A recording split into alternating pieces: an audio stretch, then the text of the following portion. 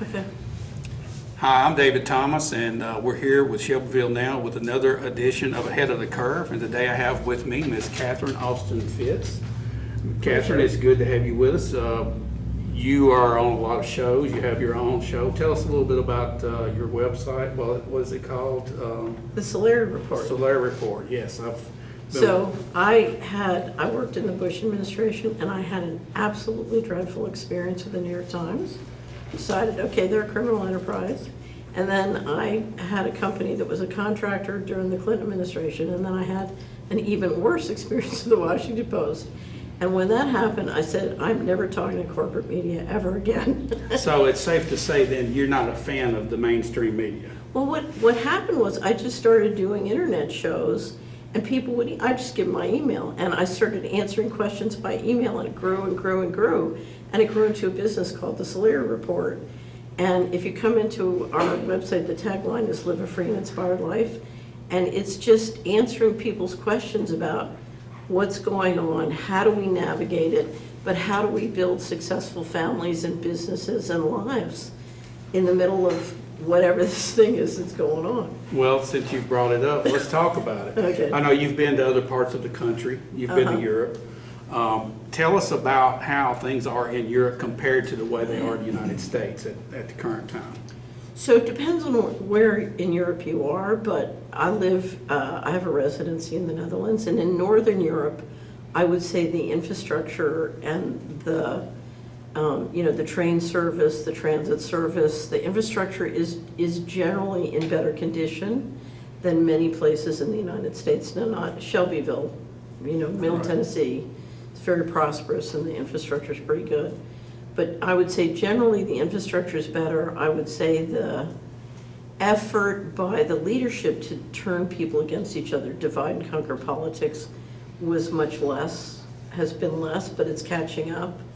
And I would say the pressure to control centrally the economy and the culture and the life has been slower than the United States, but now it's catching up.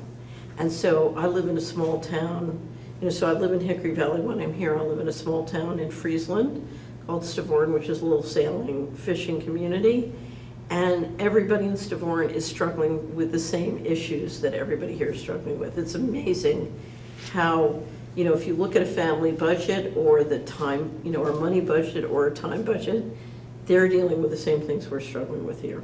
Okay, so the inflation rates there are similar to what they are here. So, well, you're talking about a two-class system where one group of people is above the law and the other group of people is getting more laws and rules drowned on them. So, for example, the Netherlands farmers are fighting with the most ridiculous sort of effort to steal their land, justified by all sorts of, yakety yak. I call it in Washington, I call it pretzel talk. So it's all, they've got all sorts of pretzel talk, but basically they're trying to steal their land and shut down their business while they're growing synthetic factories for lab-grown meat, which none of us want. Right. Well, so let's talk about food, since you Right. went into that. Do you think that the current food shortage that we're going through right now will get worse, get better? So I think the people I'll just, my vision of everything is sort of the people who are basically driving the agenda, they work through the central bankers. So I think the central bankers want to assert complete control of the food supply. And part of it is if we had a dollar that was on a gold standard, we moved off the gold standard and went to essentially an informal but very driving oil standard. So basically oil. And I think if you see where they want to move with where they want to take the financial system, so it won't really be a currency. CBDC, central bank digital currency, it's really a control system, it's not a currency system. Right. And it's really not money, but where they want to go really requires them to control the food supply. So I think they want complete control of the food supply, and they want to radically reduce the animal protein and animal fat that the diet, that the average human gets. Okay. How fast do you think the pandemic accelerated these goals or these, schemes that we see taking place? So The pandemic was a way of consolidating what I call the financial coup, which was a process that began in 1998 with globalization. I can explain that, but essentially a decision was made to bubble the economy with debt and put the governments, the sovereign governments, in a debt trap. And by doing that, you could basically produce a lot of money that could be shifted elsewhere. That's the financial coup, as well as invested in a whole variety of ways. It freed up tremendous amounts of money that you shifted out of the sovereign government. So now the sovereign governments have the debt, but not the assets. And it's a way of putting them in a corner politically. Okay, so I want to bring this down to just a Right, Bedford County level. right, The average family here is struggling because Right. of inflation right. and other issues that we have. So let me ask you a question. When the pandemic came, part of the pandemic was, the big publicly traded companies could stay open. Bob Steiner had to shut down. The little guy had to shut down, and that way they could scarf up his market share essentially for free. It was a way of shifting the market share over to the big publicly traded Right. companies. So, and that was sort of, some people call that disaster capitalism. How much were the small businesses in this county hurt by the pandemic in that way? I think the fear, just from my own business, the fear of it caused a ripple effect for a few months. Right. I'm in a retail business and have mail order and dealt with people all over the country, so I saw it a little bit different Right. than the hardware store. Right. But I think there was some fear to start with, some shutdowns. Some people kept going as normal. I don't think we got the full effect here in Bedford Right, so in County. San Francisco, 49% of the small businesses were wiped. Right. Okay, so, from driving around and looking at this area, it looks to me like you were very lucky. Yes, we were. Right. I think a lot of people discounted what was coming from Washington a lot and just sort of, okay, we're not really going to do that. One of the reasons there are several reasons, my family was from Tennessee, and when I left Washington, I moved here. And one of the reasons I decided to stay, I was in church one day at the business meeting, it wasn't the service. So we're having the business meeting, and somebody said to somebody else, well, how do you know that? And they said, well, I read it in the New York Times, and the whole church burst out laughing. I said, I'm really going to get along here. Yeah, okay. Okay, so for families that want to plan ahead for our financial, So the first thing you want to do is you want to look around you, food, energy, shelter. Where are you going to get your food, energy, shelter? And the more you can get it from somebody you know and trust, because the important thing is quality. In other words, the problem is not that the can of tuna fish is twice as expensive this year. The problem is it could poison you. Right. So the first thing you need to deal with this environment, I call it the great poisoning. There's a real deterioration in the quality of the food supply, in environmental pollution, everything. And so the first thing you want to make sure is that you are healthy and you can deal with the environment.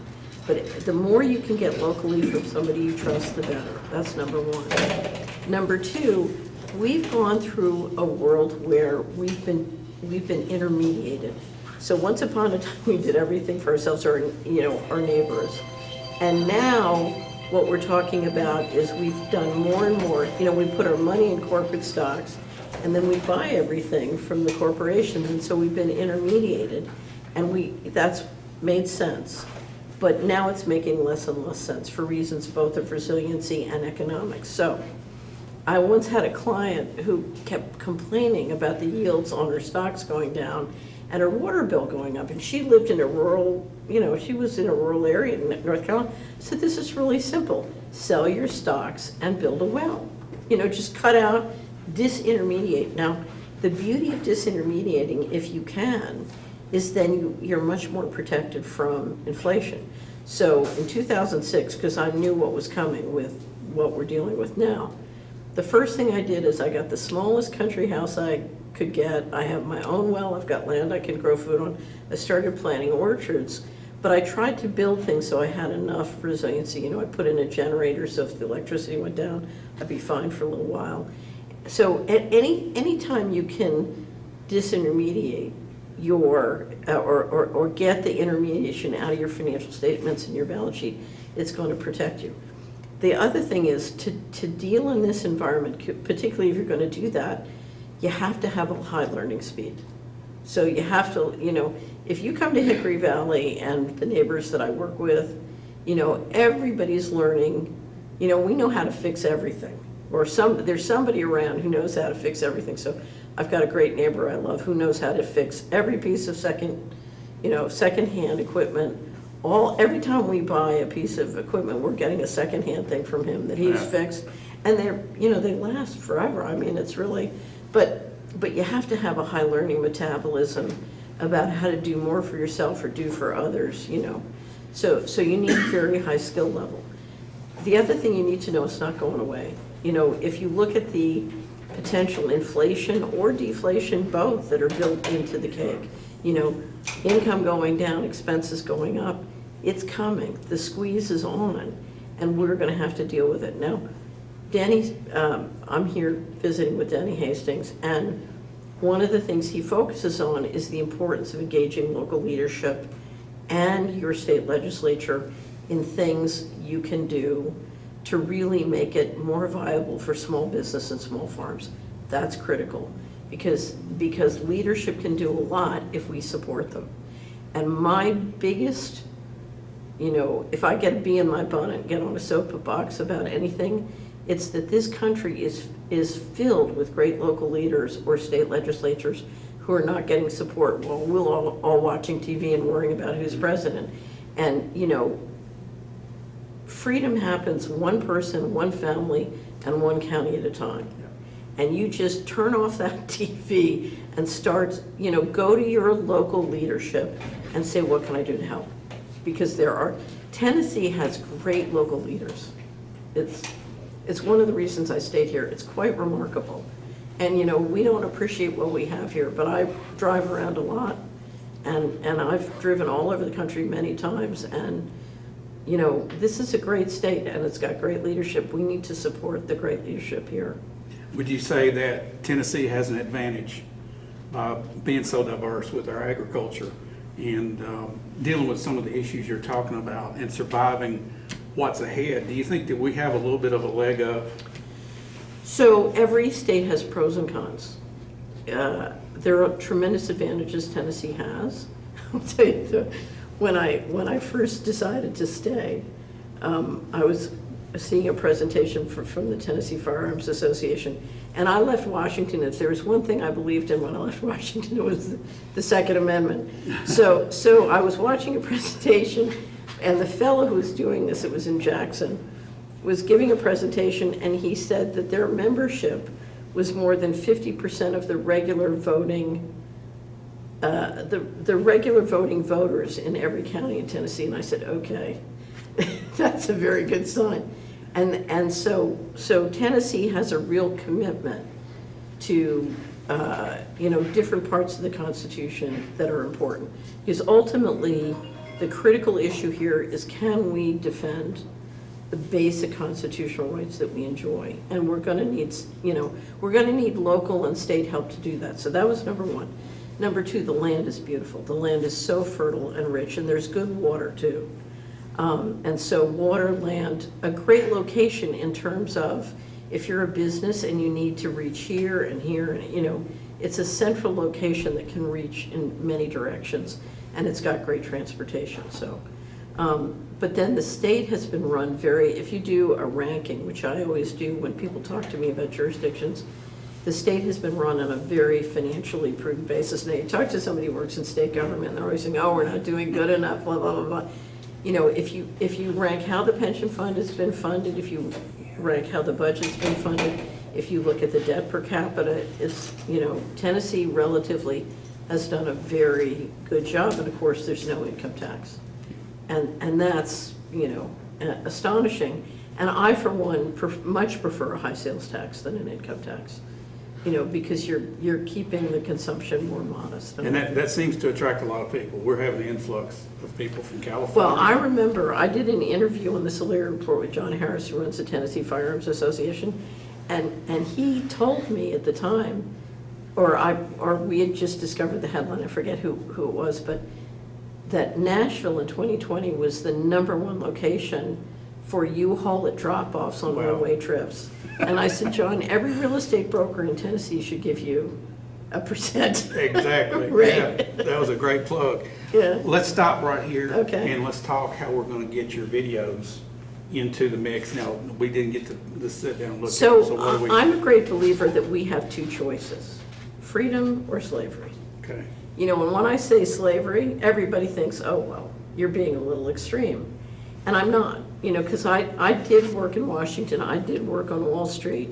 If you look at where the central bankers want to go, they want to go to slavery. I mean, they're very clear. And there are two videos I always show because people challenge me on that. And if you go to my website at the Solari Report, solari.com, there's a section called Cash Every Day. We used to call it Cash Friday, but now it's Cash Every Day because we really encourage people to use cash. And part of it is if you look at the skim that the online financial systems are taking off a local community, it's a lot. And for some businesses, it's the difference between making a profit and making a loss. But anyway, there are two videos. One is 56 seconds, and it's Augustine Karstens, who's the general manager of the Bank of International Settlements in Basel, Switzerland, which is the central bank of central banks. And he explains with CBDC that they can make the rules centrally and they can enforce them centrally. And what that means is if they don't want David Thomas, you know, if they don't want you buying a pizza, you can't buy a pizza with your money. If they decide they want to raise your taxes, they just take it out of your account. If they decide your money can't work more than 4 or 5 miles from your home, that's it. You can't drive to Nashville and spend some money. I think a lot of people don't understand what you're talking about as far as a CBDC. Basically, would you describe it as like Bitcoin controlled by our government? Right. Is that the way you would do it? Well, Bitcoin controlled by our central bank. Okay. But it's not like Bitcoin because they can make as much as they want Right, it's infinitely. But the other thing is it's all digital and it's total control. They can control what you do with it. And they don't call it your money, they call it an expression of central bank liability. They consider it their money even if it's in your account in your pocket. And literally, we saw 2 years ago the nominated for the Office of Control of Currency was a woman, maybe a year ago, who wrote a proposal in the Vanderbilt Law Review saying the way to deal with inflation is if everybody has central bank digital currency, if we want to stop inflation, we can just freeze their bank accounts. Our analysis on CBDC, in particular for the use of general use, we tend to establish the equivalence with cash, and there is a huge difference there. For example, in cash, we don't know, for example, who's using a $100 bill today. We don't know who is using a 1,000 peso bill today. A key difference with the CBDC is that central bank will have absolute control on the rules and regulations that will determine the use of that expression of central bank liability. And also we will have the technology to enforce that.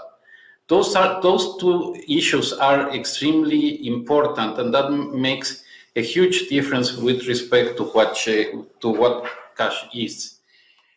Is a video from Malmo, Sweden. It was recorded in May of this year. I was there. And it's Richard Werner, who is, in my opinion, the top academic scholar in the world on central banking. And he's talking, it's about a 2.5-minute video. And he's talking about the Chinese effort to implement central bank digital currency and the social credit control system.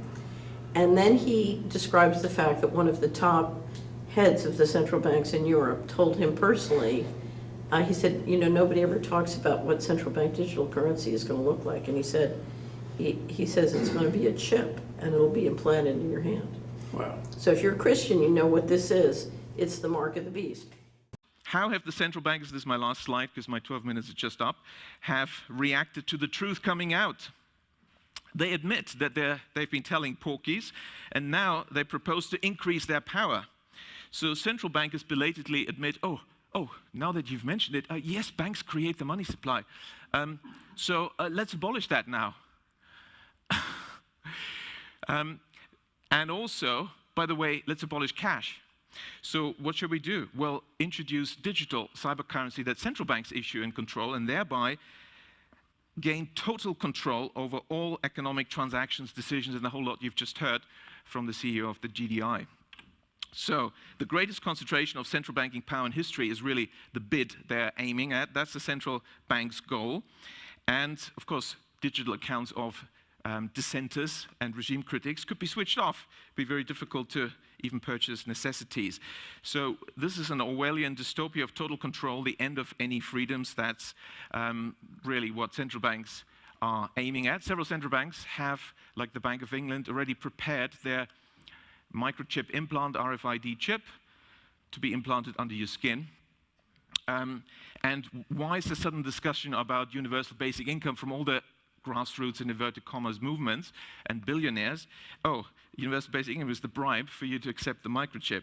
The overarching trend of the 20th century is concentration of power in the hands of the few. That's what we have to keep in mind. We have to work against this. We don't want to have these unaccountable central planners making decisions. We need decentralization, and the solution therefore is to maintain public money in the hands of local community banks, decentralize decision-making, give local people the power in the form of local public banks and local not-for-profit community banks. As I walked in, I was delighted to see that the Gottlieb Duttweiler Institute is also about Genossenschaft and cooperatives. And of course, the majority of banks in Germany are cooperative banks. And that's really what we need. So, And they try and do everything they can to soft soap it.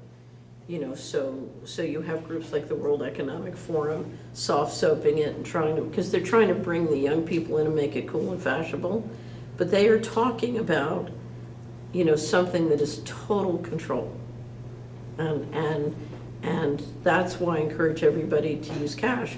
The more we use cash, shift your bank. You know, it's so important to shift your bank deposits into good local banks and credit unions. Generally, the strength of economy depends on having good banks and credit unions that are multiplying the activity, but in a way where they really know people, they know the turf, they know the ground.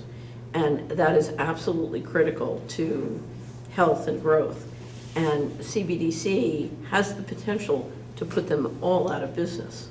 And that is the family wealth is the basis of freedom. And that depends on a financial system and a healthcare system which is free from central control. So if you watch those two, when I say we have a choice of freedom and slavery, you'll see what they're really planning, and it is a slavery system. It is not, you're talking about stripping all the constitutional rights away from us. That's kind of scary. Well, here's the thing. I used to have a pastor, when he'd get really worked up, and he would scream out, he would say, if we can face it, God can fix it. So, you know, we all know the mark of the beast doesn't work in the end. And I feel very strongly that Scripture teaches what's going to happen to these folks. So my favorite Bible story is the story of Gideon in Judges. I don't know if you're familiar. I love that story. Anyway, so I think that if you remember, the Midianites are the bad guys, and the angel of the Lord says to Gideon, throw the Midianites out of Israel, and Gideon's like, how am I going to do that? And in fact, it turns out the Midianites kill each other, and I think the Midianites are going to kill each other. And the question for all of us is, how do we navigate through that period? And then on the other side of that, how do we have a plan for a real human civilization? So. Well, we will face it and let him deal with it. Yeah, exactly. Exactly. Well, Catherine, thanks for sitting down and sharing some of your wisdom with us here. And we look forward to what we've got planned here later. And I know there's a lot of folks with a lot of questions, but thanks for sitting down. Well, thank you, and thank you for your show. Because, you know, Denny said, would you view this show? And I said, well, let me see it. So he sent me the link, and it was a great show. I watched the whole thing. And this is so important. This is so important. It's so important to be able to bring transparency. There's no problems we can't solve, you know, But step one is bringing transparency and having a conversation. So I think what you're doing is great. Well, thanks for sitting down. Guys, thanks for watching. We'll be back real soon. Thanks.